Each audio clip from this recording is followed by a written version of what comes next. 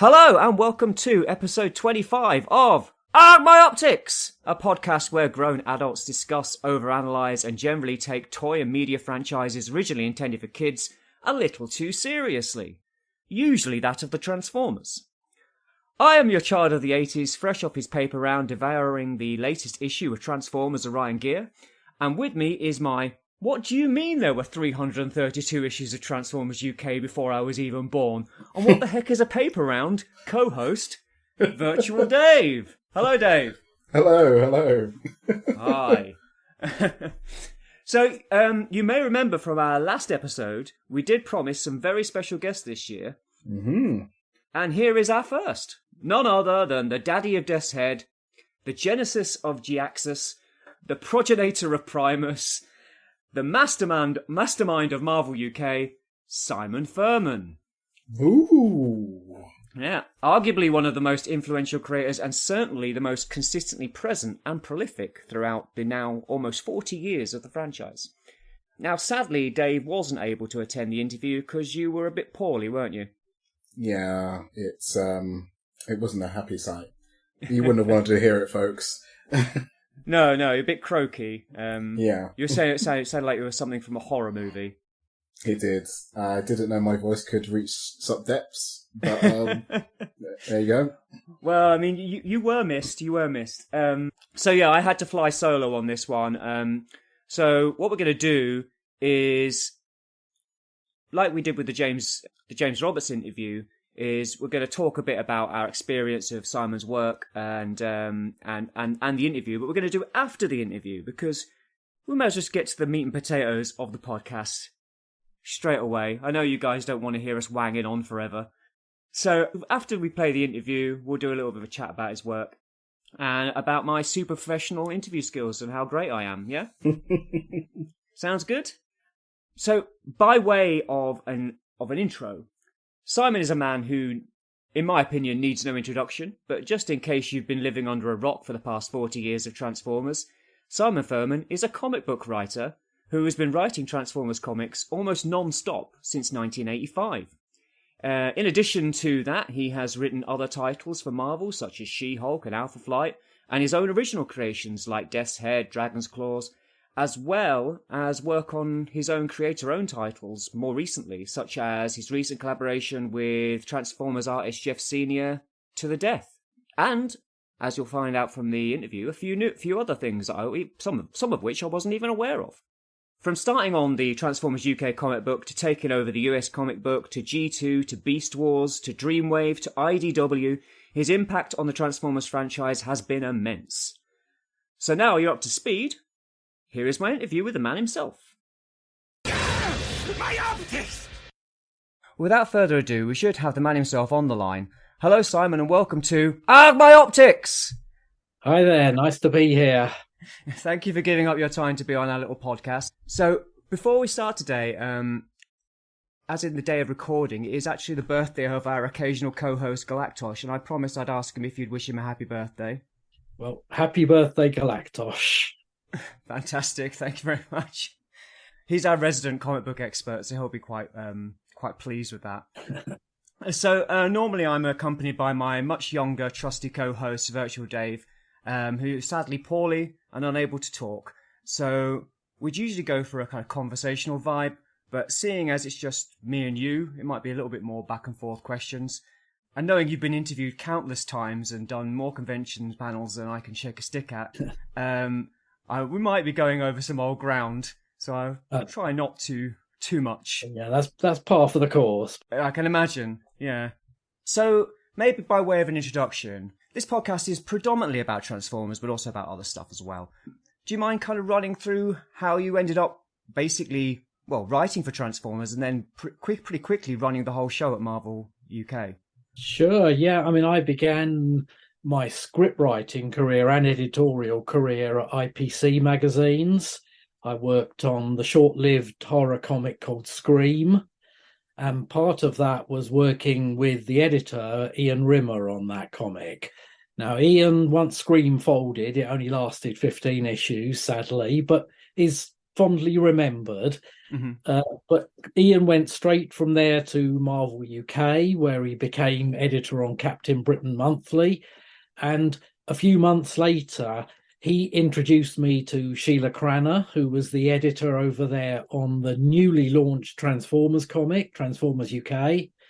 And that in turn led to me being offered some writing work. I'd done some script writing on Scream, and Sheila was looking for British writers to create bespoke British Transformers stories that would sit in between and pad out between the American material, just because that only came once a month, and this was a fortnightly or weekly comic. So they needed stories, they needed to be all self-contained and quite non-impactful on the American storyline. And, there was already one in production, which was written by Steve Parkhouse and drawn by John Ridgway.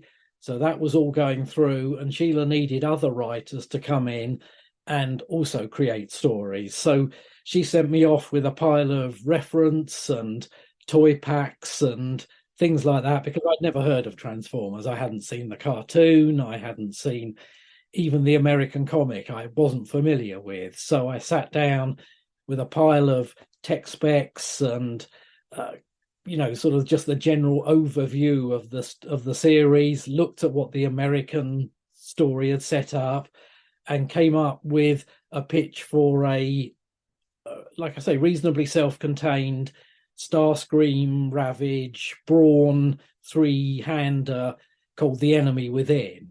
Other characters in it, but largely just those characters.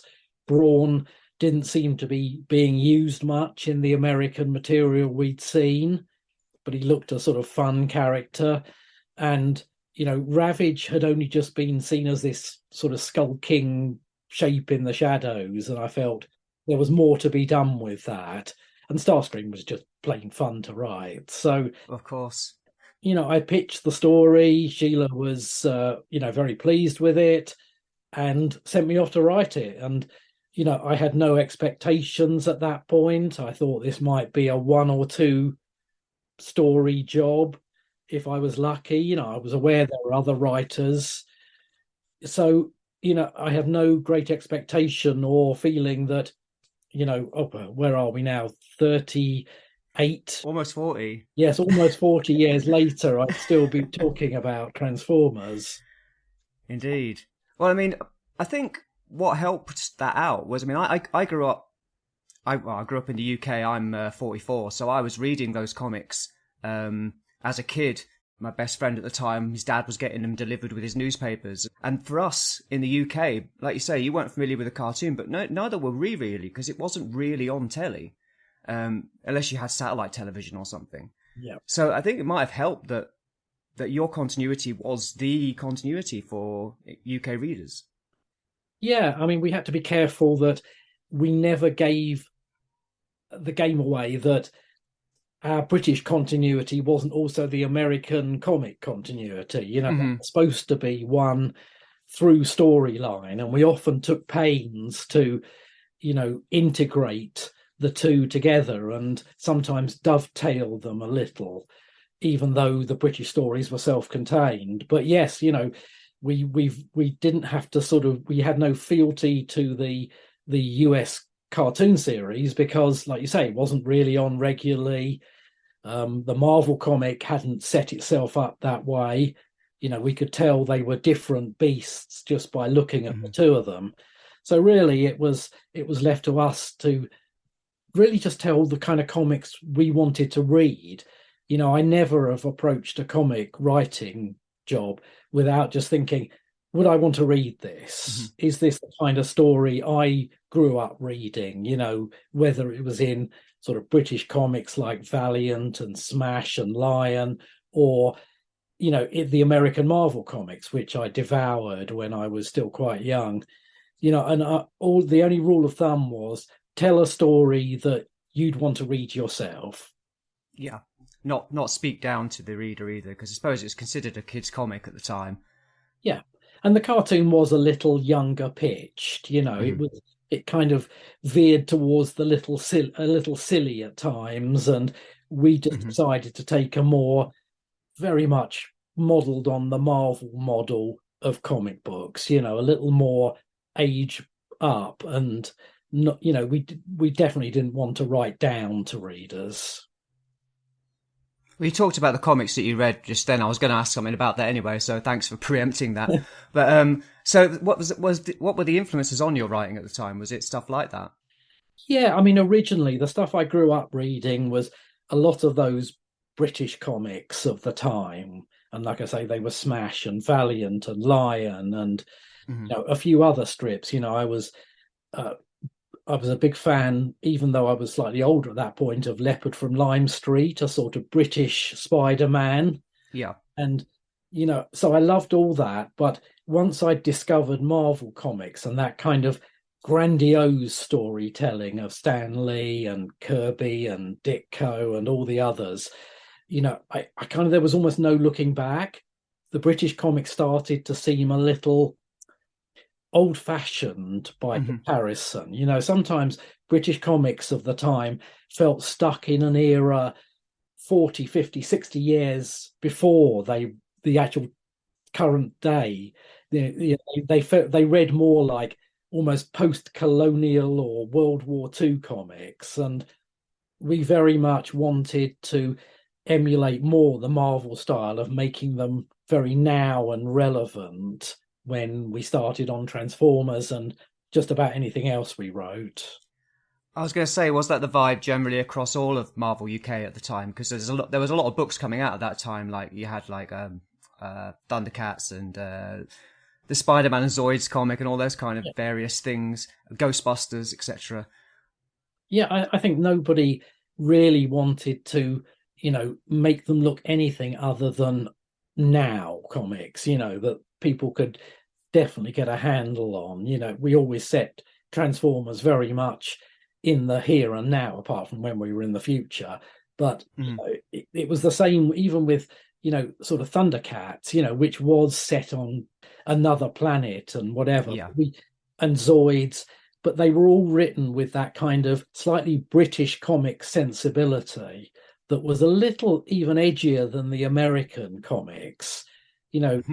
Often the British creators, and they often later migrated to America to bring that sensibility into the comics. The Zoids features some very early work by Grant Morrison, who almost used it as a tryout for some of his later things like the Invisibles. You can see the themes in Zoids that he was just dabbling around with there, and then just went crazy with when he started working for America and Vertigo. So, it was just, we never looked at it as anything other than these are the kind of comics we like. We looked at 2000, we saw 2000 AD on a regular basis, good friends with the people at 2000. And, they had that slightly anarchic, skewed sense of humor that we decided was right for us as well. Yeah, I mean, I was going to ask you about 2000 AD because, like, at the same kind of time, was there a bit of rivalry between the two of you, Marvel UK and 2000 AD? Because we did an interview with James Roberts, and he said that at one time Transformers started outselling it. Yeah, I mean, I think Transformers was selling very well. I don't think there was any much rivalry. I mean, the only rivalry amounted to, we used to occasionally play softball against the 2000 AD, editors, writers, artists, but generally that was just an excuse to go down the pub. So I don't think there was any actual rivalry per se. But yeah, I mean, I think we were incredibly proud of the fact that Transformers was possibly outselling. I don't know, what the exact figures were, but certainly in its sort of prime, as it were, Transformers was selling, the equivalent of 200,000 copies a week, which is just by today's standards staggering. Yeah, it's insane. But, I mean, 2000 has always, we were very different beasts, because we were dealing largely with licensed product until we got to Dragon's Claws and Death's Head and Sleaze Brothers. But largely because we were licensed product, we never felt in direct competition with 2000 AD. It was just its own entity, really. Yeah. I mean, and being like a satellite office of Marvel, did you have a lot of autonomy from US Marvel? Because it doesn't seem like they were really paying much attention to what you were doing. I think I heard that Bob Bodansky wasn't really aware of what was being written in your issues until much later. Yeah, I mean, it became more. They became more aware once we started to produce more. I think. I mean, Marvel UK was always just originally really just a reprint satellite of Marvel America. You know, some editors there I don't think even knew we existed, but quite early on we had a visit from Jim Shooter, who was the editor-in-chief at the time. Yeah. And that was quite a sort of almost a validation of us a bit, in terms of he came over, took a direct, you know, it wasn't editorial oversight, but he certainly came over and gave us the benefit of the Marvel way of doing comics. And you know, we were delighted to, you know, listen to what he had to say, and you know, even adapt a certain amount to make it more Marvel US style. But yeah, because sorry, were you writing in the Marvel style at the time? Yeah, I mean, you know, we were writing full script. In other words, everything was in there, individual panel descriptions, dialogue, the lot, which was more of a British way of doing it.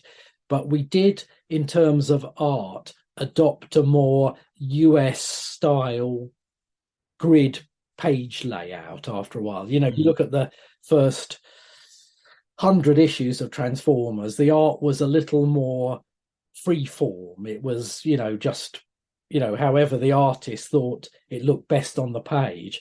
But there was a period after issue 100 or so where it becomes much more of a lockdown 6-4 whatever panel Marvel grid system. So we did try and adopt a little bit of the look of it. Yeah, it's definitely a shift, like the earlier stuff, and especially with like the robot designs as well, because I think some of them were based on toys, some of them were based on kind of earlier concept art. There's more of a shift towards a more kind of unified look, and eventually Transformers UK had a very much a look of its own, really. Well, the Transformers comic in general did. Yeah, and I think that was to do with the artists working on it. Again, the artists were quite different from, you know, the Don Perlins and Jose Delbos, who just drew them more or less as per the model sheets, the animated turnaround sheets. But originally we didn't have those from the animated TV show. We just had pack art and the toys. So that's why originally they look much more like their toy versions. And then around the time of Target 2006, we were given the whole sheaf of animation turnarounds of the characters. So you'd have them drawn for animation and then every angle of that character. So, I mean, the artists were delighted because it made them a great deal easier to draw and to move them. You know, some of the toys weren't built for comic sort of... No. No, but they weren't even built to be the characters they eventually ended up being, really. So exactly. I mean, you touched on 2006, Target 2006. And basically, in that, you ended up with exclusive access to the movie characters. I don't know whether this has been talked about. Maybe it has, and I've missed it. But how did you end up with exclusive use of those? Was Bob not under any pressure to use them in the US comic? No, I mean, Bob plainly just said we're not using those characters. They did an adaptation of the animated movie, and then really they were just, that was their obligation done, I think. And I think Bob had so many other characters to introduce on a rolling basis. Yeah, you know, adding in another sort of 20 characters from the movie would have just been a major headache. Yeah. We were extremely fortunate in that respect because we loved the animated movie. We thought it was brilliant. And also it gave us our own cast that we could use without fear of the American comic coming in later and, you know, trampling all over anything we'd done. So, yeah, it was a sort of turning point for us the animated movie. It gave us a lot more freedom. It gave us more of a storytelling identity, because we could just keep bouncing forward into the future and tell those stories post movie. So yeah, overall it was the definitely the best thing that happened to us on the UK comic. Yeah, and then you were able to use those characters when you took over the US comic as well, and bring that all together in a way. Yeah, I mean, that was the great thing. We couldn't tell the exact same stories, but again, that cast was waiting in the wings for us to get to. And when I took over on the US comic, it was kind of very Earth-based. It felt stuck on Earth a little bit, and I desperately wanted to get that cosmic space opera sweep that we'd put into the UK comic into the US. And so that was where bringing in Unicron and introducing the idea of Primus and putting Galvatron in the mix all made a lot of sense for us, because it gave it that more epic, untethered from Earth's sweep. And it ran longer than expected as well. So that was, I mean, I've been rereading the trades of like End of the Road and so on, and All Fall Down and all that kind of stuff. I mean, and I think when you came on, you weren't expecting it to go more than 10 issues or something. No, I mean, when by this point, we knew Bob quite well. Bob went from not knowing we existed to starting a lot of communication between us, and then I went over to Marvel US offices at one point and met up with Bob and Don Daly, who was the editor at the time, and just generally got to know everybody well. And Bob and I are sort of friends to the day, really. We kept friends over the time, and we just got on really well. And then Bob came over to the UK and just told me over a lunch that he wanted to give up on the US comic. I think had actually been trying to give up for a while, but there just wasn't a next writer waiting in the wings. And he more or less offered the job to me over lunch, and I was glad to accept, but it came with the caveat from Bob that the comic was dipping in sales and wasn't expected to last more than half a year at most. So, but I was happy to take the job because it was my first work for Marvel US. And I thought, well, great, at least it's slightly a foot in the door over there. But yes, as you say, we managed to keep it going for something like 25 issues, so a couple of years or so. Yeah, and it's some of the best stuff. Like, I really enjoy that whole Unicron saga, which pretty much you kind of seed it quite early on, and it all kind of like umbrellas out, as it were, towards the end of the whole thing. Yeah, I mean, we were lucky as well. We were operating under less restrictions, really. Hasbro weren't they didn't have more new product coming all the time. We were pretty much up to MicroMasters when I joined, and there weren't really many defined product launches after that. So the pressure was off us having to bring in just new character after new character, and we could just relax a little bit, and Hasbro weren't too worried about what we were doing. We used to just run with the stories, and I don't think we had any sort of, other than, yeah, this is fine, feedback from Hasbro. So, we, in a way, we got the easy bit of it. I always felt sorry for Bob, just having to more or less clear the decks every few issues and bring in yet another new card. Yeah, I mean, and like you said, it got your foot in the door with Marvel proper, as you might say, which led you on to writing other titles like Sensational She-Hulk and a few other things. Alpha Flight. I went from Transformers, all right, even while I was doing Transformers, various other things rolled out from that. And yes, I did Alpha Flight for a couple of years, and She-Hulk, What If, I did about 8 or 9 What Ifs, and various other things like Toxic Crusaders, Captain Planet. I did whatever They threw Brute Force, which was working with Bob again, Bob Budiansky. So yeah, no, I mean it was the glory days for me in terms of working for Marvel. I was right where I wanted to be. Yeah, I mean, then there was G2, which I mean didn't last as long as, well, I don't think you expected it to last long, did you? In fact, have you seen that Hasbro finally did a Jhiaxus figure? I have one. Well, in fact, I have a couple now on my shelf, kindly given to me by various people, and yeah, that's very satisfying to see. It's always lovely to think that a character you created with, well, no expectation back then is in such a comic accurate toy now. Looks really. I mean, his name was even a bit of a pun, wasn't it? So it was, yeah. We there was no great optimism that Generation 2 would last very long at all. We really didn't know. We certainly didn't think without a animated TV show, without a lot of kind of TV advertising or product backup, we were aware it was liable to have a shelf life. So yeah, I mean, Jhiaxus was a little bit of a pun. But, yeah, sort of it was as with everything, we did it in the hope we would be proved wrong, really. So I mean, from there you went on to do some stuff with Beast Wars, and then obviously Dreamwave after that. Yep. I mean, and didn't do the Beast Wars get you into the TV stuff?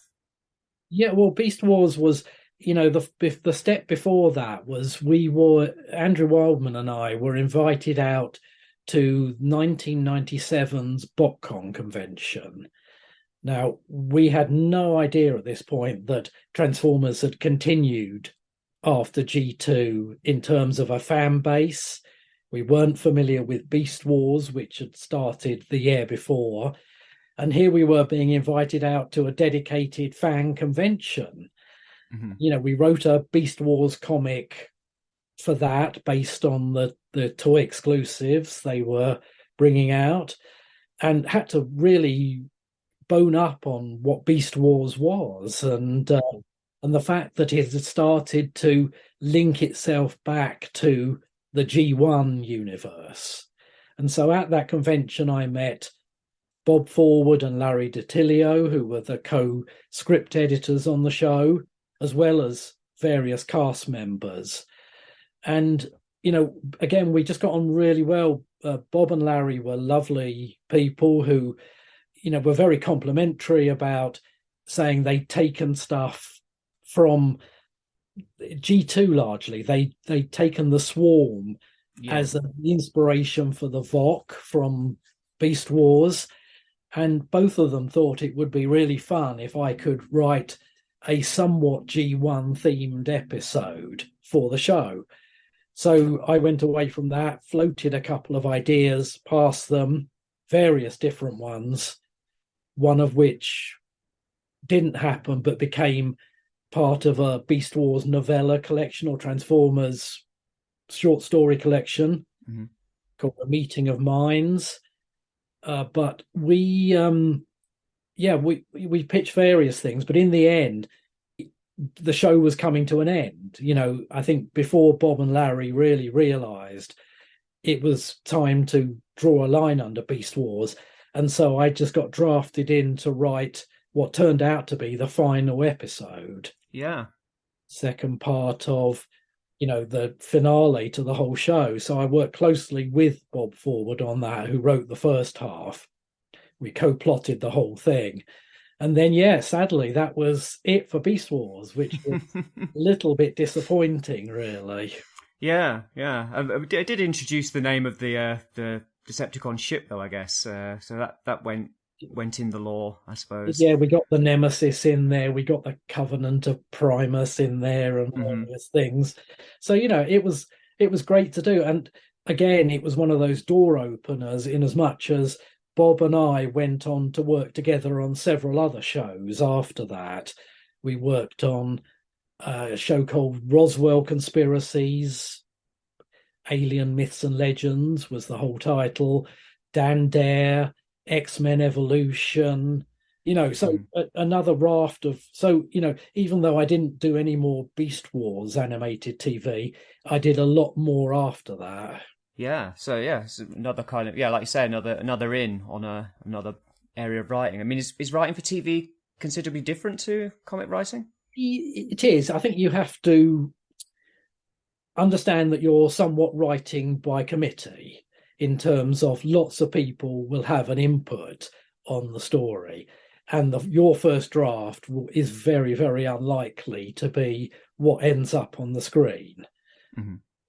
A script editor's job there is really to come in and, address specific issues and, make sure everything fits the style of the show. So you do end up just letting go a little bit more on the control you have in comics. Comics, generally what you write, with very few exceptions, ends up on the page.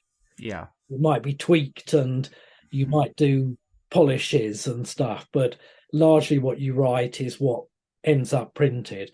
But with TV animation, you just have to take a step back and go, this will change, this will be adapted, amended, possibly bits rewritten. So yeah, it's a different process in that respect. I can imagine, yeah.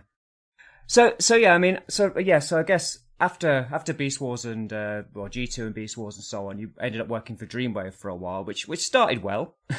I know it ended badly, but is there anything you're particularly proud of from that period that you wish you'd been able to expand on further? Apologies. If this sounds a bit disjointed, that's because it is. Due to limitations of Zoom, we had to restart our session, and being the consummate professional Orion Ghia clearly isn't, he forgot to record on Simon's end for a minute or two. Hopefully it still makes sense. Sorry. And it was yeah, that's right. And it was mostly just that we never got to finish things like Age of Wrath, the third War Within, and that we were running, myself and Alex Milne, on Energon with a real energy and freedom, because it was Energon. Or nobody really, again, was focusing on it like they were the G1 stuff.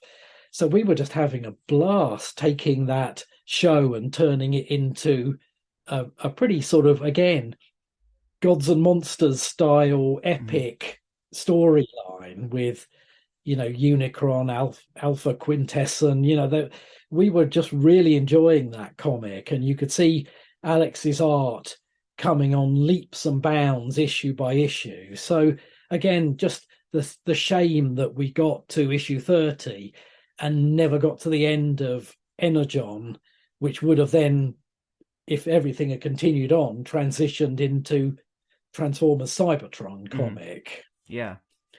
So, it's a disappointing thing, in as much as I hate leaving things unfinished. I hate that people don't get the end of stories. And occasionally I've bought script packs to conventions of the scripts that were never published for that.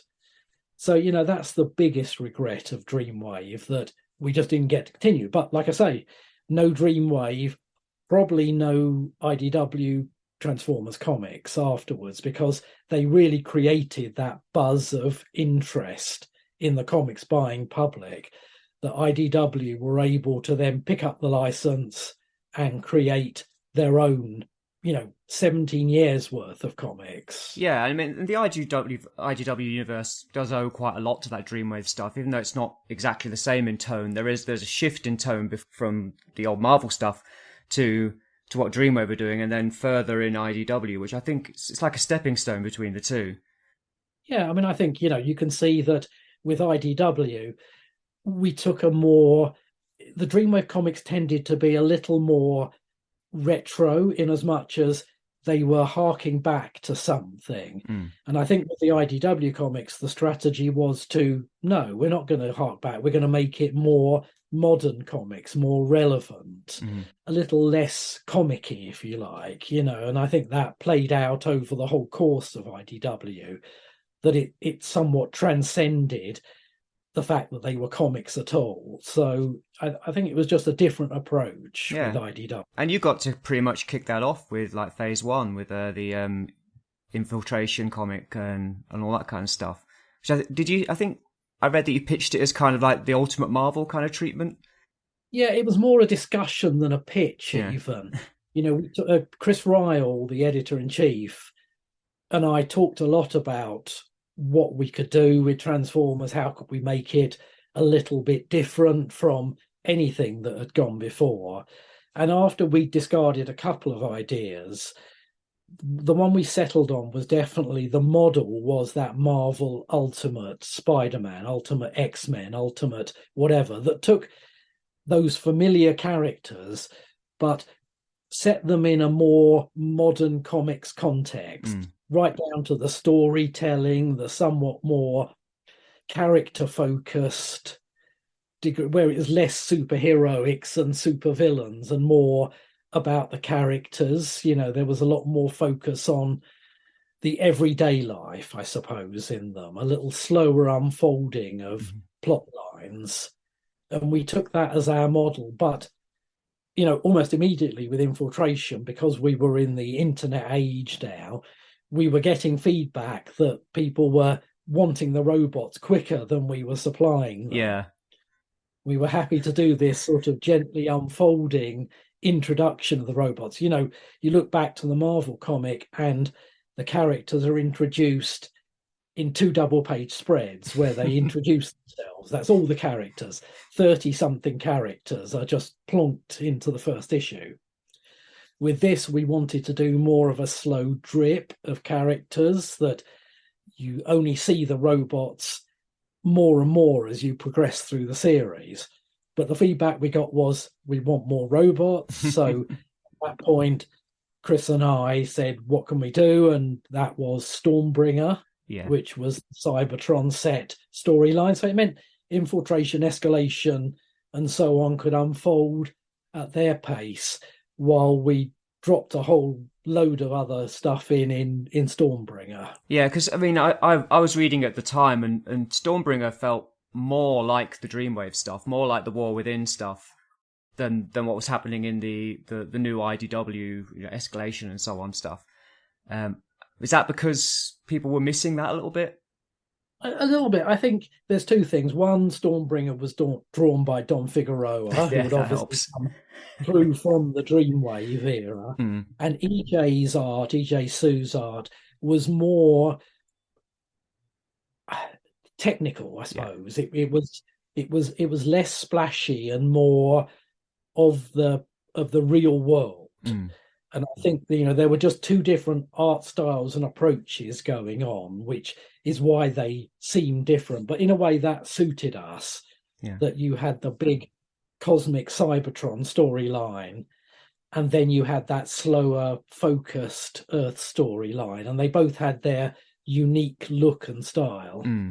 Yeah, and you got to do quite a lot of work for IDW over their tenure, basically, and got to finish off the Marvel UK, well, not Marvel UK, sorry, Marvel Comics storyline with Regeneration 1, and then also fill in some back stuff with Transformers 84. Yeah, IDW, splendid company to work for. I've enjoyed working for them on so many levels. And yes, their ability to, do one thing, but also to say, come back in and do Regeneration 1, come back in and do Transformers 84, has just kept me interested apart from anything, that I can delve back into these things.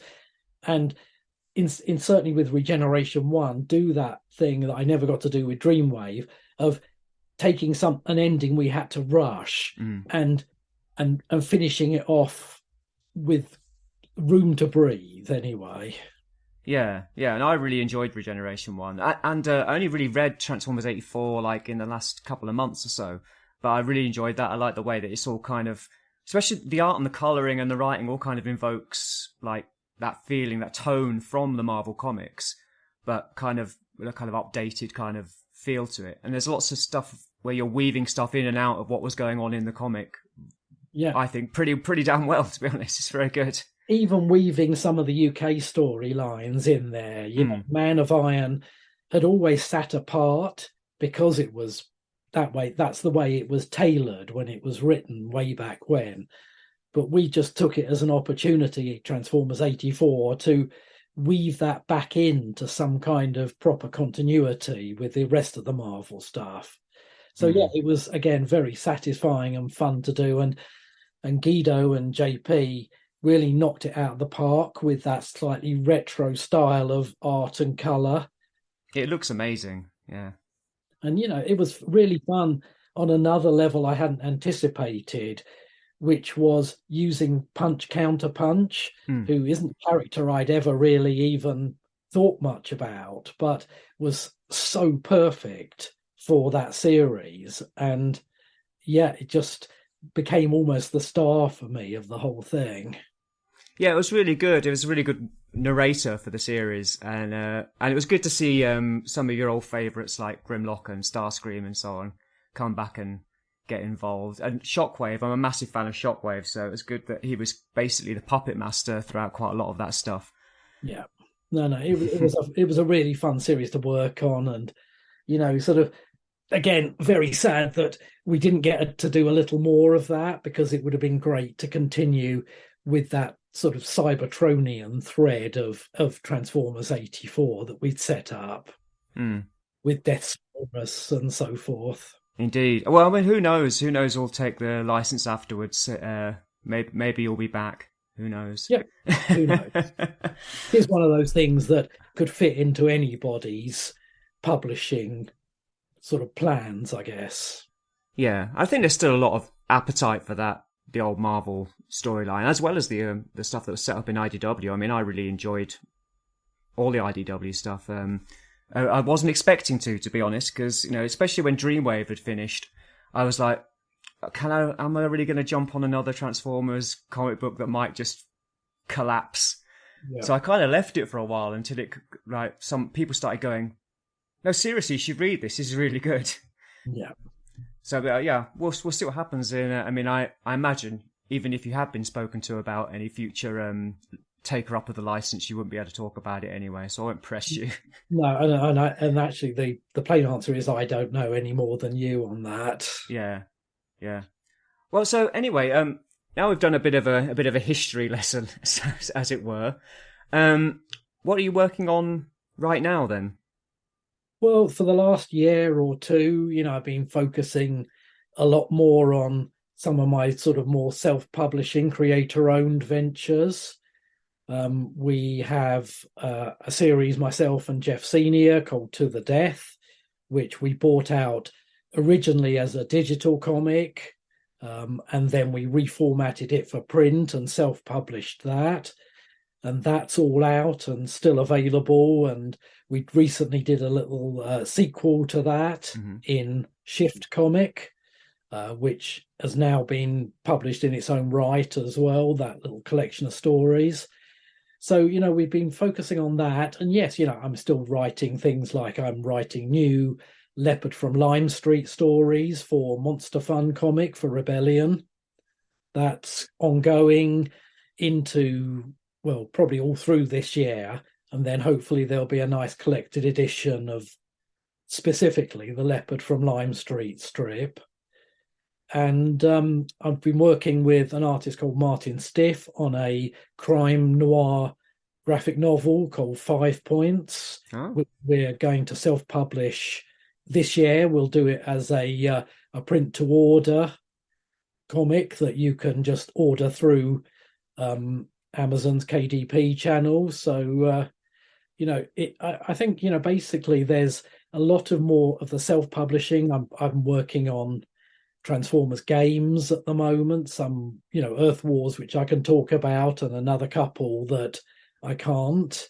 Games has become quite a big part of my sort of daily workload. And then, we've got a few other projects kicking around, and we've also got the image behind me is from Astrobots, which is a new mech series that I worked on, nothing to do with Transformers. It's a toy line developed by a guy called Aaron Thomas, who basically designs these fantastically complex, detailed toys. And they developed a whole line of characters that they needed a storyline for. I mean, they had a loose storyline, but I came in and wrote a 5-issue miniseries which starts in March, I believe. The first issue, and that it has been great fun to work on as well, because it's a very different mech story to Transformers. They don't transform for a start.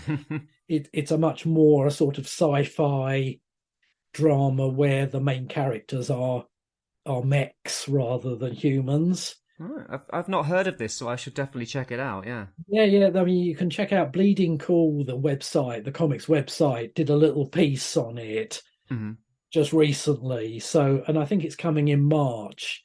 And the name of the publisher escapes me at the moment, but I'm sure I'll find it and put it in the notes or something. Yeah. So Astrobots is coming out, and high hopes for that as well. The toys are fabulous. And it's just a kind of really good slice of future sci-fi set on a sort of colony world, and the internal strife between these Astrobots. It's fairly time twisting in various ways, but it's been a lot of fun to work on. Yeah, it sounds right up my alley, to be honest. So I shall give it a check it out. I've read a little bit of To the Death, and I've really enjoyed what I've read so far. So I'll be getting the new stuff at some point, but because you can buy it now, can't you, on physical copies? Yeah, it's physical copies, and we have the whole. Basically, what we did was we did it online first, and then we reformatted it into 10 prestige format issues. So they're all 48 pages.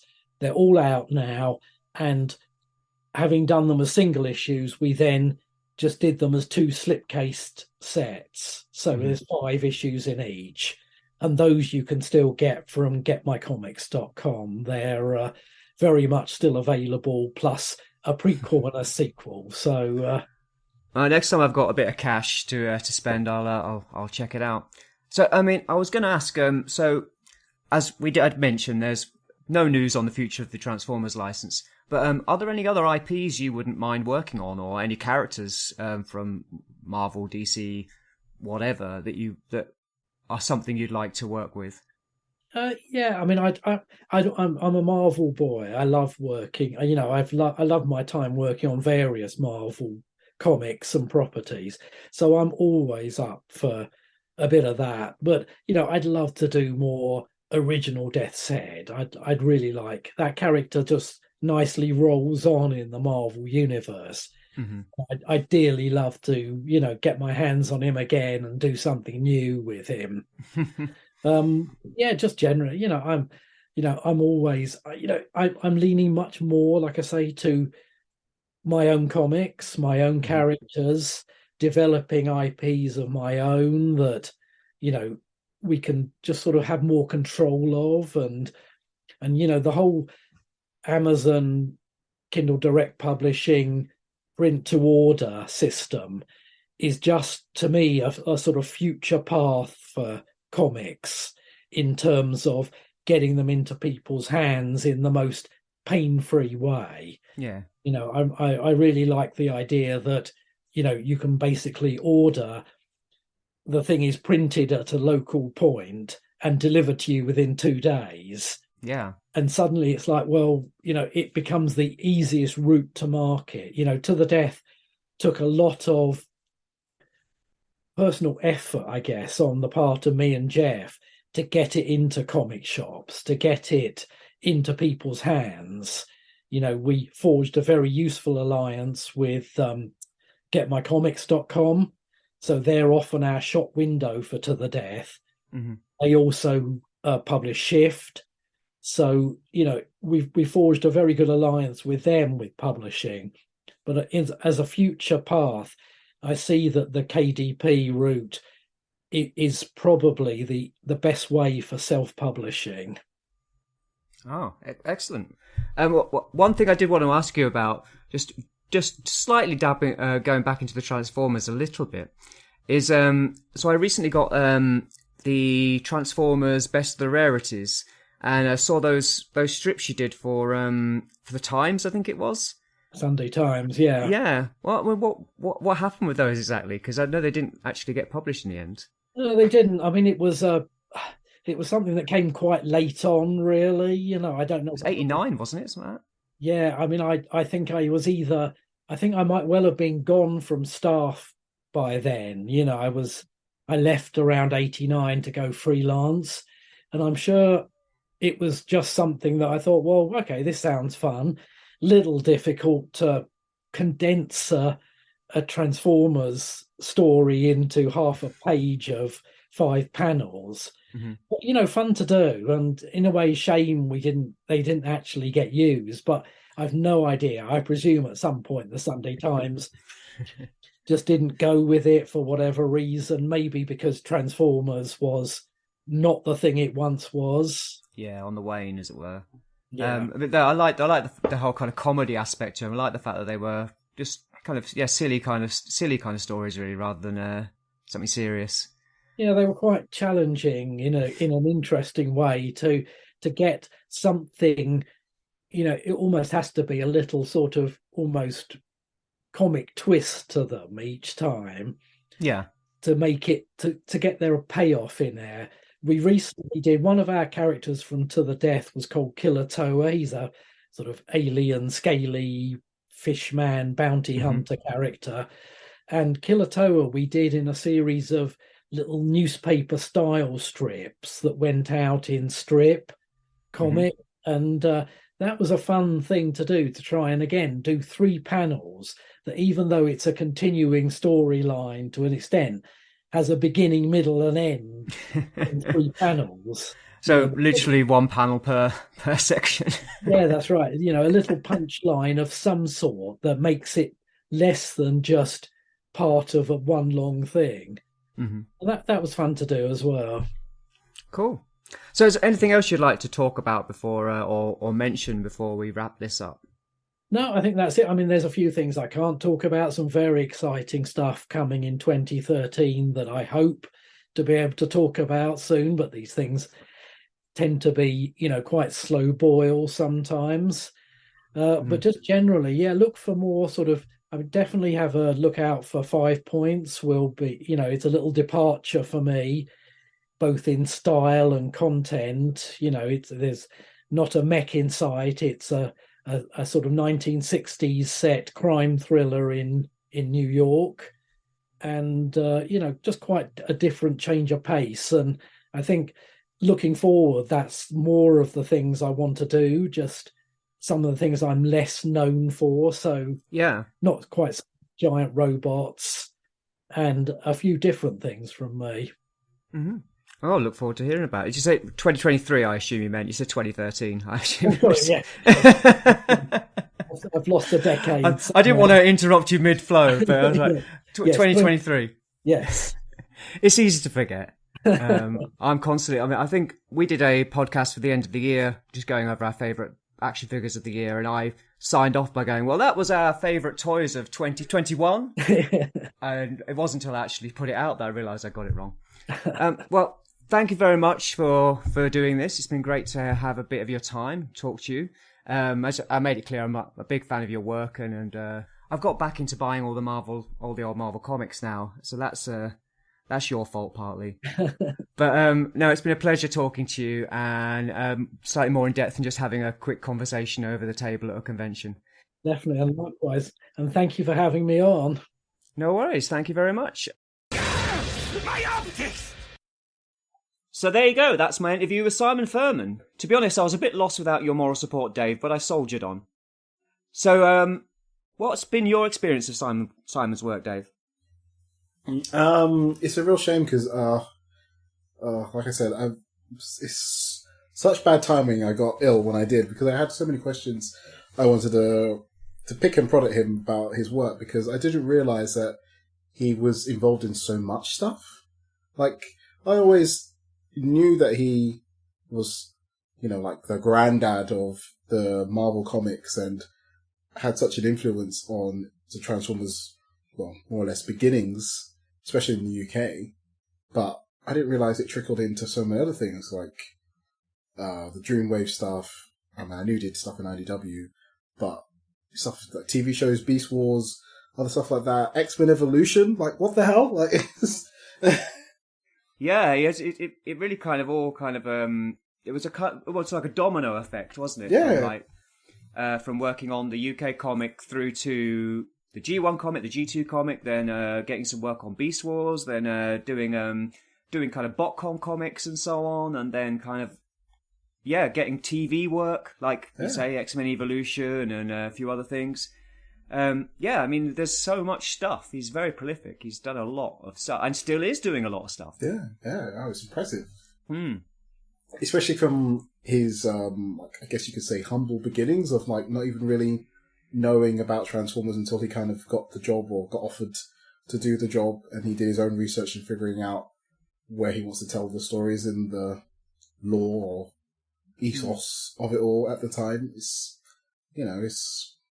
as someone who's obviously experienced all the tricklings of that canon and that work that he's put into it, it's interesting to hear how it began, Yeah. Well, to be fair, Transformers had only been around a year. Well, exactly, when he got involved. So it's not surprising you'd not heard of it. I mean, it's a children's toy line. He was an adult working as an editor and journalist, really, I think, for IPC. So yeah, it's not surprising that he wasn't really that aware of the whole thing. I mean, I think he started work on, I think it was issue 14 of Marvel UK, and at the time that was going out either weekly or bi-weekly. So it had been around no time at all. It's that's such a weird thing for me because like it's so weird to think of a time where someone doesn't know what Transformers is, and like to varying degrees of what Transformers is now. But I mean, just anyone not knowing to some degree what it is, and of course there was a point where no one did, and it was a brand. There was no such thing. There was no such thing. It boggled my mind. Yeah, it was a brand new thing, and the comics were very much in their early days when he got involved. I mean, for me, as I mentioned in the interview, and I've mentioned before on the podcast, like the G1 cartoon wasn't on much in the UK, so for me, those comics were Transformers to me. They were where I got the mythology, where I got the where I understood the characters from and how the whole world worked. So reading that stuff in Marvel UK comics that was it. That was the continuity. So, I mean, I used to infrequently pick up the comic book. My best friend at the time used to have it put aside for him by the newsagents and delivered with his dad's papers. And I spent many weekends like round his place lying on the floor reading Transformers UK. And I've got very vivid memories of reading, especially the later issues, like when Simon took over the US title, and therefore he was writing all of it. Like everything in the UK comic was his work, pretty much. So it was far more tied together, and you had that whole starting kind of with kind of Pretenders kind of stuff through to the Unicron saga, as it were, and then the end of the comic. That big long arc that kind of ran through to the end was some of the best comics I'd read at the time, and really kind of sparked my interest in other comics. I started reading Marvel comics, Spider-Man, superhero kind of stuff, and 2000 AD. I was reading that at the time as well. So it's all part of a very nostalgic area for me. It was, like I say, it's probably my introduction to sci-fi comics. It was interesting to hear how he got to use the movie characters with such freedom, and really cemented how Ultra Magnus is the best Autobot warrior ever to exist. And all the stories with Galvatron and whatnot, and time traveling, and it just sounds like it was a great experience. Yeah, I did wonder like how that had come about, because obviously the movie came out, and like Simon said, he loved it.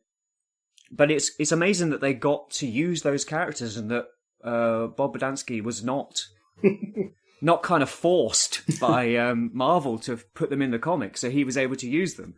Because you'd think that it would be like, no, we need these guys in because they're the new hotness, as it were. I guess so. What would have been the selling toys that he would have been pushing at the time, like the later Combiners or Pretenders or something? Well, yeah, it would be the end of the Scramble City stuff, like the Combiners and Metroplex and all that kind of stuff, and then moving into Headmasters and Target Masters and all that kind of stuff, and all the various things that came out after that, like all the masters, Sparkbots and all that kind of thing. Like, so yeah, I mean, he, I think, Bob was just too busy cramming in other characters, and he was like, I can't do these as well. Makes sense. So, I mean, worked to Simon's advantage, really, didn't it? I mean, was there anything that leapt out at you from the interview that you wanted to talk about? I thought when he mentioned Astrobots, it was going to be like some sort of update or new interpretation of Astro Boy. Mm-hmm. But when you sent me the link about it and I checked it out, I was like, oh, this is... I've seen these. These are there's figures of these. Yeah. What? I'd never heard of them.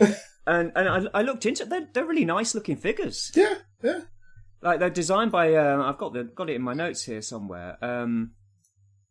Guy called Aaron Thomas, who I think works out of India.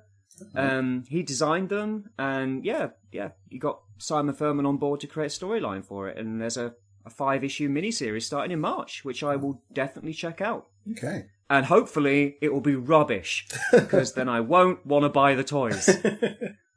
I mean, the toys do look really good, to be fair. Knowing Simon Furman, it probably won't be rubbish, and I will want to buy the toys. But yeah, they look like really nice figures, and the artwork looks great. I'm probably going to use the artwork that was... Because we did the interview on Zoom, and like Simon mentions the artwork that was behind him. I'll probably use that as the thumbnail, probably for the YouTube video at the very least. So you'll be able to see that. But yeah, it does look like an interesting little series. And it's got some nice artists involved in it as well, hasn't it? Like... definitely some names I recognise from IDW, but it could be wrong.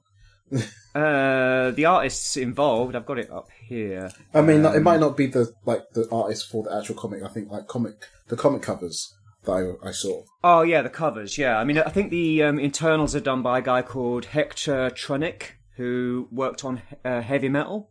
Okay. I mean, it should be good. It looks nice. Yeah, I'm gonna definitely check that out. Yeah, I think I don't know about the cover artists. I think it's Jeff or Josh Perez is one of them. Yeah. Phil Knott, who did work on IDW's Transformers Last Spot Standing. So yeah, definitely looks like something worth checking out. I'm surprised he's got so much stuff on the go at the moment, to be honest. Not surprised, but I didn't know that there were so many things happening. I mean, I'm aware of Leopard from Lime Street. Are you? No.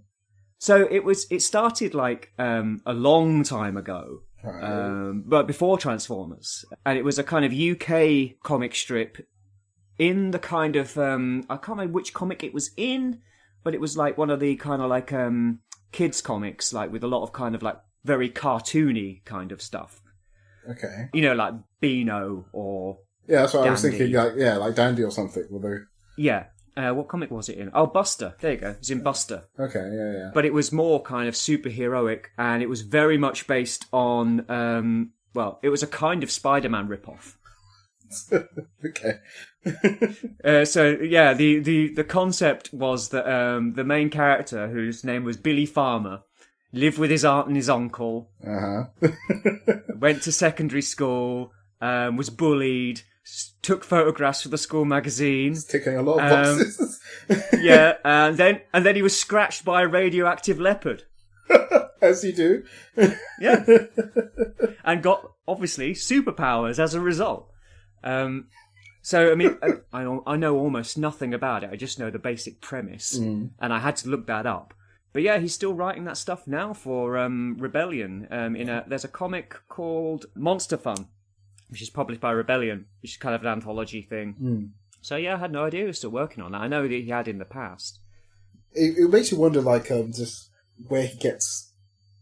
Like, I can understand if you're doing certain, I guess you would call them gigs, at certain points, and there's gaps in between that you might have time to rest and, think of new stuff. But if he's constantly just doing things, how does he get time to just sit and just, I guess not retread something he's done before, or maybe maybe he does use his own work as like a bit of inspiration, and then think, how can I reinvent the wheel a bit here? Or he's definitely influenced by movies and other comics and stuff. I mean, there's a whole going back to that run I was talking about when he took over Transformers US, the Matrix Quest. Oh, yeah. Which I think is something that we should maybe read as a podcast sometime. Right. But in the Matrix Quest, there's I think it's 4 or 5 parts to it, and each one is definitely based on a movie or a book. One story is very much a Western. Okay. Another is like Moby Dick. Okay. What's the name of that pretender? Is he called Longtooth? The one with tusks. Oh, is it Skullgrin or something? No, he's a goodie. Oh, he's a good guy. He's an Autobot.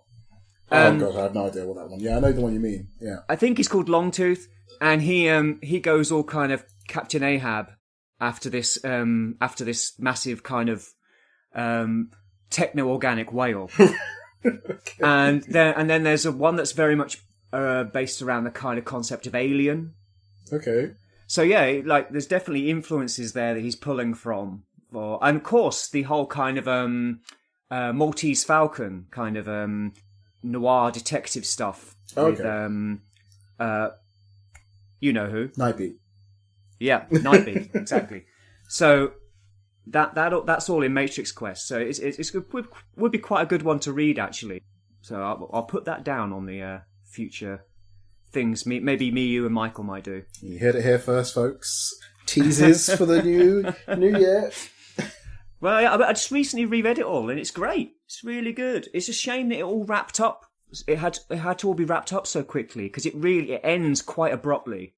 Basically, Marvel went, right, we're cancelling the comic, and I think Simon had a bunch of storylines kind of mapped out, and he had to kind of tie all the loose ends together as best he could in order to finish on that last issue. Did it feel like as abrupt as the season 4 in the show? Just I don't. So you mean Rebirth? Yeah. Well, that was less kind of abrupt as kind of like, we just need to get you to get all this stuff into 4 episodes, or is it 3? Let's get all that in there. Yeah, I know what you mean. Yeah, it is a little bit, but it's more like there were quite a lot of story threads kind of were left dangling and were going to go on a lot longer. And then Simon had to kind of tie them all up quite abruptly, and it sort of was. It was a satisfying end, but it felt like there was more to go, which is why it was great that he then got to do Regeneration 1 with IDW, which is the continuation from that point. Yeah, that was because you showed me some panels from that, and it's really cool how they even I mean, the artwork is obviously different, but it still feels like it's part of that world of Transformers. Yeah, I mean, you're actually talking about Transformers 84. That's what I sent you some panels from. Oh, it's 84? Oh, okay. Yeah, but Transformers Regeneration 1 was drawn by Andrew Wildman, so it very much felt like a continuation, because Andrew Wildman drew the final, I don't know, maybe 10 issues of the US run, and then he drew all of Regeneration 1, so it very much felt like a continuation. Oh, well, there you go. But what you're talking about is Transformers 84, which is a prequel to the Marvel Comics Transformers. Oh, right, okay, wow. And that's drawn by Guido Guidi, is his name, I think? Guido Guidi, or Guidi. I don't know if you can pronounce it better than I can. There you go. I feel like I've already done him a disservice by quoting him in another comic book, but yes. But and then John Paul Bove did the colours, and I think the colours are just as important. The colouring is fantastic. It's beautiful. It's beautiful. Yeah. No, it's a really great comic. I read it all quite recently, and you've got issue 0, which is basically a one-shot, and then you have the Secrets and Lies, which is a 4-issue mini. And it's all narrated by Counterpunch, whatever he's called, that guy. And he's playing a double agent, obviously. And it's a really fun read, and it weaves little bits in from the UK continuity and ideas that had been kind of fleshed out much later in things like some of his stuff on IDW, some of the stuff in Beast Wars, like various bits. Also explains the Dinobots a little bit better as well. Oh, how? We spoke about on the Arrival from Cybertron episode we did for Christmas, how in the comics, the Dinobots were created by, were brought to life by the Ark computer to fight Shockwave. Mm-hmm. And they basically scanned the current dominant life forms, which were dinosaurs. And as Galactrosh pointed out, no, dinosaurs didn't exist at that time.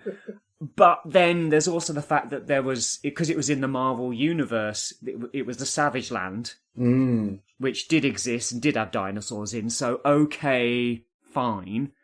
But in Secrets and Lies, Simon writes it in that basically that Counterpunch I think it's Counterpunch at the time, he switches backwards and forwards, obviously.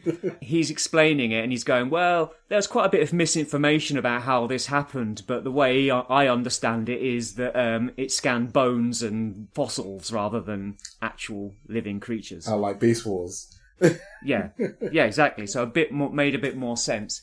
But no, there's some really good stuff in that, and Shockwave is fantastic in it. He's constantly trying to manipulate Megatron, which really plays into the fact that in the comics, Megatron's only the leader of the Decepticons for about 9 issues, maybe less.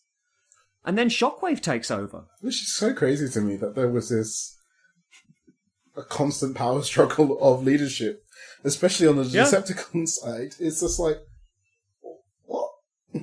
Yeah. Well, no, yeah, Megatron is in and out of leadership, then he disappears for a while, then everyone thinks he's dead for a while, and there's loads of stuff where he's just not present. And then you've got Galvatron coming from the future, and then you've got the two different Galvatrons, and you've got Megatron being brought back to life and then getting meshed together with Ratchet. Oh, yeah. There's lots of crazy stuff. But yeah, that was really good. I really enjoyed Transformers 84. It was good to have a chat with him about that. I would recommend giving that a read at some point.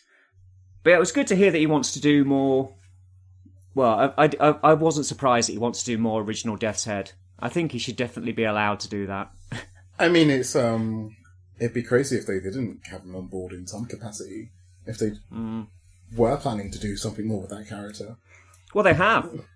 They have. He's appeared in stuff. He's been picked up. He's been picked up by a lot of writers who read Simon Furman's original stuff, like people like Kieran Gillen and so on. They've used him in their Marvel comics. So he has reappeared in Marvel comics and several times since then. Okay. And Simon Furman has had a chance to write him once or twice, I think, but not recently. So I think he'd like access to. He is his character after all. But hey, Marvel own him. Well, I guess he could. I guess if he got a chance to write for Transformers again, he could always do something with Lockdown, because isn't that like his very closely suggestive idea for where he came from, right? Yes, the animated definitely used a lot of idea. They kind of not stole, but they kind of appropriated Death's Head a little bit into the Lockdown character. So yeah, I guess if you did write something that had Lockdown in the Lockdown that we know from animated, or a version of Lockdown, you could definitely do that, I think. But yeah, it's one of those things where when he originally created him, he made sure to have him published in a Marvel story. Separate to Transformers, so that Marvel owned the rights and Hasbro didn't. It's interesting. Why is that? Why? Well, because at the time he's working for Marvel, and he wants to be able to use that character in the future. So I see. And Bob Badansky did the same thing with Circuit Breaker. Circuit Breaker appeared in Secret Wars, as a background character, just so that Circuit Breaker belongs to Marvel, not Hasbro. I didn't realize it worked that way in terms of like, because the Transformers was a license that they got from Hasbro, right? Yeah. That Marvel had. Mm-hmm. So, but it's still a Marvel comic, so it wasn't. But everything created and written in Transformers belongs to Hasbro. Right. Well.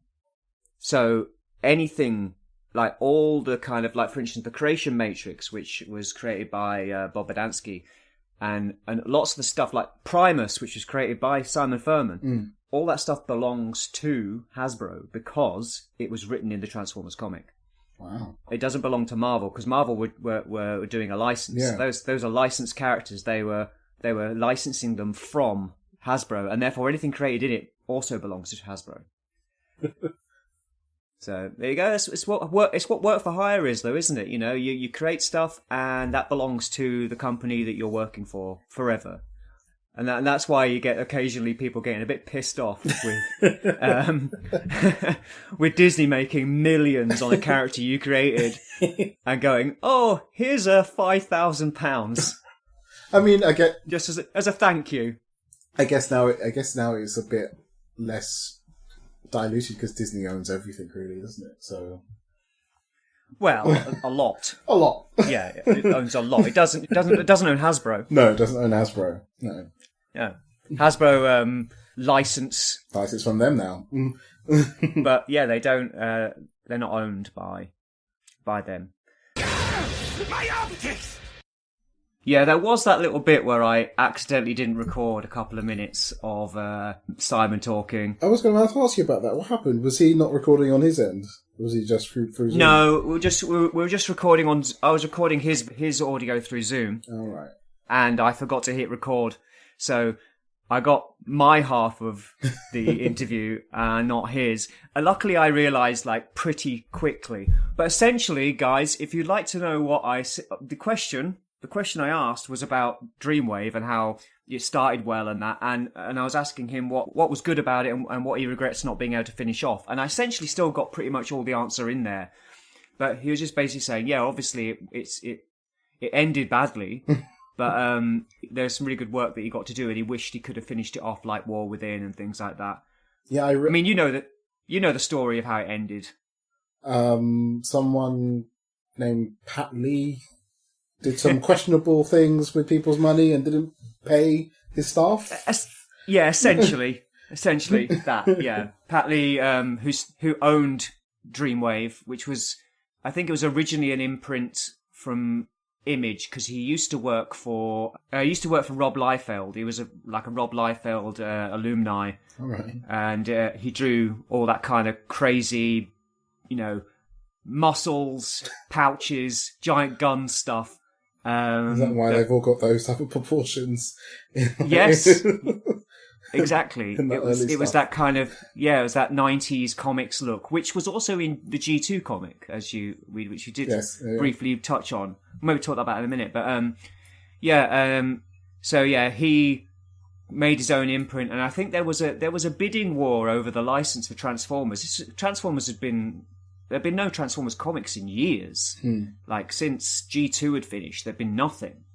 And this was around the kind of Armada period that Dreamwave got the license. And I think what Pat Lee had to do was he had to make Dreamwave a separate independent company in order to do the Transformers comic. And it was hugely successful for a while. Well, it was hugely successful.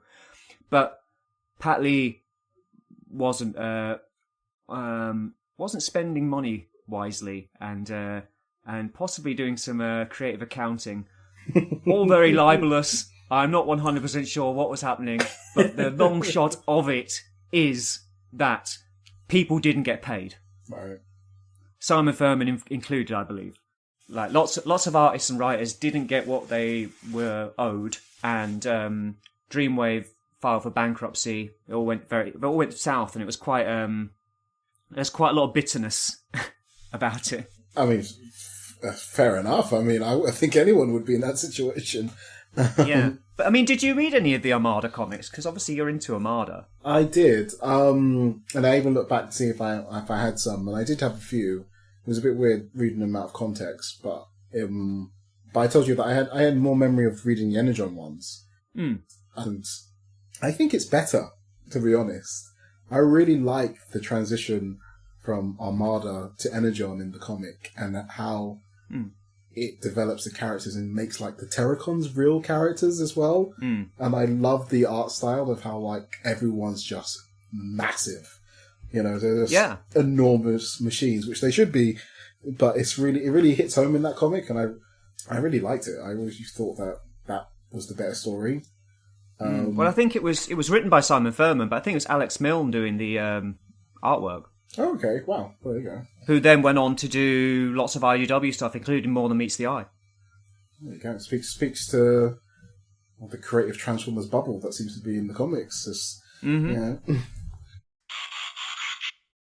Alex Milne did indeed debut as an artist on Transformers comics in the pages of Energon. But he wasn't the only one. The aforementioned Guido Guidi, I hope I got that right, and James Reyes also saw their Transformers debut on Armada/Energon, and all three went on to do work for IDW. Simon took over Armada from issue 6 and wrote it right through to the name change to Energon, and its abrupt end on issue 36. I mean, I did read some of those comics. I mean, like Simon was saying, like they were kind of, because it was Armada and everyone was more into the G1 stuff, they were kind of allowed to do whatever they wanted, which did lead to some really interesting stuff. I'm sure that there was a whole storyline where characters from G1 kind of jumped across into that universe at one point. I think so, yeah. I think I couldn't tell you why it happened, but I do think I read some of that as well, yeah. But yeah, I did mention G2, and the G2 comic, I think it ran for like, what was it, 12 issues? It wasn't long. But like that had the very 90s massive guns, weapon and ammo belts. Isn't there like a cover with Megatron with his massive new tank mode, like looking all buff? Yeah. I think that was G.I. Joe and the Transformers, which is what G2 span out of. Oh, okay. But yeah, it was definitely that. Yeah, the artwork in that is amazing, but it's very of the time. It's very a lot more gritty and a lot more cross hatching going on for certain characters. But it looked cool. I mean, like I said, you always got to appreciate the artists who take part in this. Yeah, and we got Jhiaxus. Oh yes, of course, yeah. Who I now have the figure. First modern Hasbro figure I bought in probably a decade. We got him, folks. I knew it'd take a few Transformers years. figure. I mean, I bought a lot of G.I. Joe classified, but like modern Transformers, I haven't bought any in a long time. But I just had to have a Jhiaxus. See, I was very close to getting him for you for the Christmas episode. But I knew you would get him eventually, and I honestly thought you would have got him before Christmas. So you got me Booster Gold and a Blue Beetle, yeah. Oh, all right. Yeah, can't top Jhiaxus. Well, okay. But yeah, no, I got him second hand. He's great. He's a fantastic little figure, actually. Good. Really like him. I mean, he's got a bit of a rubbish Schultz mode, but hasn't everybody in the well, you know, they could have tried a little bit harder. It is a bit hollow, but the robot mode is fantastic. It's really good looking. And I just want to clarify that when Jhiaxus was introduced in the G2 comics, Simon was involved in that as well, right? Yeah, he wrote all the G2 comics. He wrote all of that? Okay. He created Jhiaxus, that's his character. That's his character as well. And Jhiaxus is a pun, as in G-ax us, because he was aware that this G2 comic was probably not going to run very long. Oh, right. So it was kind of like nod and a wink of like, I think our days are numbered here. Because at the time there was so little support. I mean, the G2 line was lackluster at best. I mean, there was some good stuff in there, but there was a lot of repaints of G1 stuff. There was no cartoon. Well, there was, but it was G1. G1 replays of G1 episodes with a new kind of CGI kind of opening bit. And giant Power Master Prime talking to a child in it as well, isn't that? I know. I think that was season 5 or yeah. I think that was G1. That was G1. That was the arse end of G1. That was when G1 was basically on its knees. It was about to go. I think season 5 was basically reruns of old episodes, but with Power Master Prime talking to this little kid before each episode. And this was one of the questions I wanted to ask Simon, but I wanted to see if you know this. Like, was Transformers always called Generation 1? Or did it only become Generation 1 after Generation 2 became a thing? The latter. Like Star Wars then becoming A New Hope several years later. Yeah. Yes, the movie was called Star Wars, just Star Wars. Yeah, Generation 1 was not called Generation 1. It was called Transformers. Right. And it wasn't until Generation 2 came out that people started referring to the first one as Generation 1. Right. That's what I thought. That's what I wanted to clarify. Because obviously, I wasn't there. Well, it is like when you make a movie, like you make Die Hard, and then you make Die Hard 2. Die Hard is not called Die Hard 1. It's called Die Hard. But you have to make sure that you put it in that parameters for if you're talking to someone in conversation. No, I mean the first one, not whatever Die Hard, the latest one was Die Harder or whatever it was. Yeah, exactly. Yeah, because they had Die Harder and whatever. But you know what I mean? That kind of like what else? What other movies could do? Like Terminator. Terminator was called Terminator, and there was Terminator 2 or T2. But yeah, exactly. It was just called Transformers. The Transformers. The Transformers. Okay. That is the name of the toy line. That is the name of the TV show. It's not called Generation 1. That's what it's called. But people refer to it as G1 because otherwise you might get confused. Which is also pretty fair. You mean there's a lot of Transformers titles that get reused over the years, so it can get a bit confusing. Yeah, well, 2 robots in disguise and so on. Yeah, absolutely. But it's good to hear that they're continuing to the death, him and Jeff Senior, which is cool. I mean, Jeff Senior was always one of my favourite Transformers artists back in the day, so it's good to see that they're working together again. I definitely need to read more of it. I've read like maybe an issue or 2, and it's one of those things that, well, Simon Furman's got a new comic out. I should definitely check that out.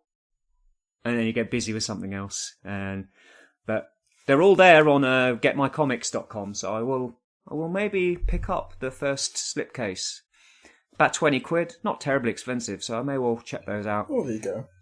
And then it's being published the sequel to it is being published in Shift, which is like an anthology title that's also produced by the same, by Get My Comics or whatever. Yeah. Oh yeah, something I should mention because Simon couldn't remember. The publisher of Astrobots is called Whatnot.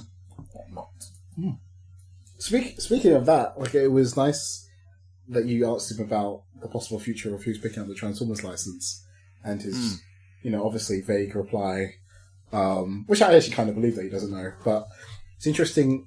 I thought by now we would know something more officially, but doesn't seem. Yeah. I mean, all we have to go on is that there was a rumour that Hasbro were talking to Skybound, which is Robert Kirkman's imprinted image. But that's it. I feel like that rumour was like over a year ago now. It was quite a while ago now. And we've had no word since. And from what James Roberts has said and from what Simon has said, I honestly don't think anyone knows. There'll be somebody at Hasbro who has some kind of inkling, but nobody at the moment has any idea what's happening. Oh, it's interesting. But I would not be surprised. I would find it incredibly shocking if whoever does take up the license doesn't contact Simon Furman. Help! or Simon Furman doesn't contact them. So yeah, we'll see. We'll see. I mean, it'd be good to see. I'd love to see more Transformers 84 because that was a good little run. There's more stories to be told there, like basically in between the margins of Transformers, the Marvel run, and the wonderful thing about the license, like we were saying before when you were talking about who owns what, like because IDW took got the Transformers license, they therefore had access to all the Marvel stuff. Which is why they did reprints of it, why they did Regeneration 1 and 84 and the Best of the UK and that Best of the Rarities that James Roberts curated. So yeah, and I didn't know he was writing for the Earth Wars games and so on. So not that I've not played the Earth Wars games. Have you? No, but I didn't know there was much story in the Earth Wars games, to be honest, so gives me a little bit more confidence if I ever do want to play it. Well, I imagine it's kind of, not to downplay it, but I imagine it's kind of the fluff that holds the game together, you know. I suppose so. I mean, the game has developed and has gone through so much changes since it began, but at the beginning it just felt like it's not my type of game, the type of top-down fortress strategy game. Yeah, it is my kind of game, and I did give it a go, and it just didn't quite work for me. It was all right. Okay. It was all right, but hey, I pick a game and then play it to death, and this one didn't quite gel. I was too busy with XCOM. Yes, which is probably one of the best kind of turn-based strategy games I've ever played. So yeah, and then he's doing the 5 points thing with Martin Stiff. There's kind of crime noir graphic novel, which is coming out through Amazon Kindle Direct Publishing, which I didn't know was a thing. So that's interesting. So it's basically a kind of direct-to-market publishing thing where you can basically create your own work and then it's made to order, essentially. It's interesting. I mean, isn't I guess I thought Amazon already did something like that, but I guess that's more of a streamlined system of doing it. A more of official way. I think you can put up work on Amazon, but I don't know how legitimized it is or how. Yeah, but it sounds like they'll actually print it as well, rather than just digital copies. Oh right, okay. Yeah, it's something worth looking into. So, was there anything you would have asked that I wasn't able to ask? I mean, you said you gave me one question earlier. I guess, I would have asked him a bit more about last year's TFM as well, because it was interesting, obviously, because we had the talk with James Roberts before. We saw him there, and it was interesting to see how the fans reacted to all of them on stage and asked some questions, and obviously, I imagine Simon has done many of those, not just TFN, but conventions, and how does he find interacting with the fans have, read and loved his work? Yeah. Because obviously for a lot of people who do writing or art or stuff like that, you don't necessarily always get maybe the nicest fans who reach out to you or the best type of feedback, but I'm guessing it's quite different if you go into a place like that. I think he's pretty beloved by most, if not all, Transformers fans. I don't think there's many people who have many big issues with him. That's good. All right, well, is there anything else you'd like to say before we sign off, or anything else you'd like to comment on? No, except for, thanks for, taking charge of the interview while I was ill, and I was very worried about prolonging it or delaying it in case I was not well later in the week. So I'm glad that you got it done, and it was very good. Oh well, thank you very much. I think it went well enough. I'm happy with it, and I hope you guys are happy with it too. My optics! Well, that's another Transformers legend ticked off the list. We need to thank Simon again for giving us his time and reminiscing once again about his Transformers work. Just so you know, we've put the links to just about everything I mentioned in the interview and Simon mentioned in the interview in the description, so check it out. All of the various places you can go to find his current work on To the Death and this new Astrobots thing. Links to all of that stuff. So, did you enjoy the interview? Who should we interview next? Why not let us know on social media? Search for us on all of them. You should find us fairly easily. Just search Arc My Optics. You can find me particularly on Twitter and Instagram. I am at Ghia Orion and Orion_Ghia respectively. And Dave, where can they find you? You can always find me on Instagram, virtualdave26, or on Twitter, virtualdave26. Excellent. And don't forget, if you enjoyed the podcast, you can let us know by liking, subscribing, sharing, reviewing, and you can even join our Patreon if you are so inclined at www.patreon.com/ArgMyOptics. Don't forget the double A. We really appreciate all that Energon goodies. all those positive vibes. Yeah. So I hope you enjoyed it. Thanks for listening, and please join us next time on ArgMyOptics.